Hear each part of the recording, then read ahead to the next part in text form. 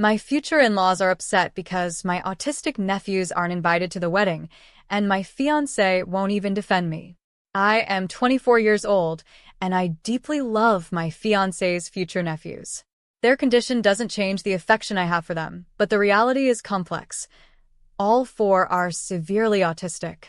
The two oldest are extremely violent. They've kicked, punched, scratched, spit on, and bitten me. I even ended up in the hospital from a bite. Furthermore, the 17-year-old has started displaying inappropriate sexual behaviors. He forcibly kisses women on the lips, touches their breasts or bottoms, tries to put his hands down my pants, and strips down and masturbates wherever he pleases. The two younger ones don't speak and suffer severe meltdowns when they get overstimulated.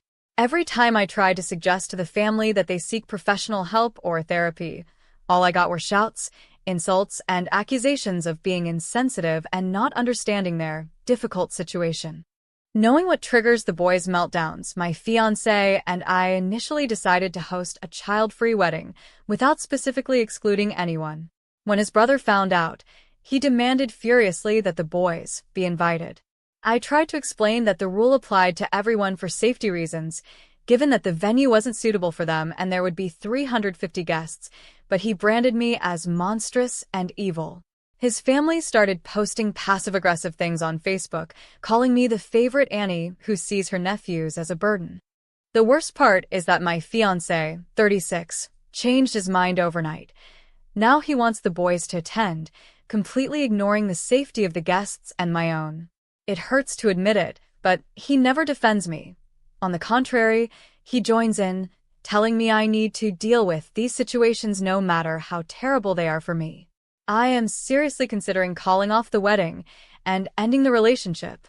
I feel pity for the enormous burden his family carries, but I know I cannot endure this hell for the rest of my life. Update: 1 week later. Thanks to everyone who supported me in my previous post. After writing it, I had practically made up my mind to leave, but I wanted to wait until the holidays were over to avoid a bigger scandal. However, my breaking point arrived sooner. While discussing Christmas plans, I told him I prefer to spend the holidays with my family, knowing that if we went to his, the boys' presence and the constant verbal attacks would make the environment unbearable. My fiancé flew into a rage, calling me selfish.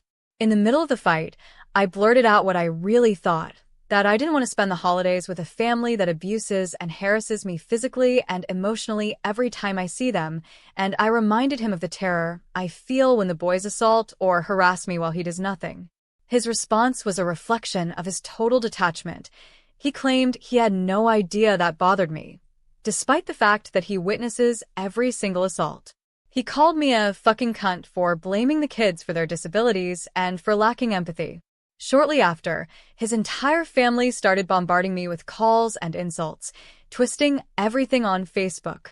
The next day, my fiancé returned home and had the absolute nerve to demand that I swallow my pride and agree to go to his family's house for Christmas. I stood my ground and told him there was no way I was backing down. That sparked an argument about our entire relationship.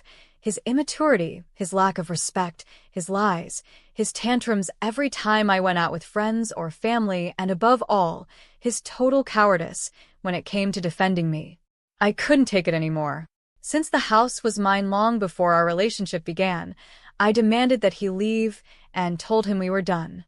Even though it still hurts, and I sometimes miss the good moments of our 4.5 years together, it felt like a giant weight had been lifted off my shoulders. For the first time in years, I felt like a free person. I still feel sorry for his family and especially the boys, knowing what they have to go through, but I had to save my mental health. Canceling the wedding and cutting him out of my life has been a logistical nightmare regarding his belongings, but I can finally breathe in peace.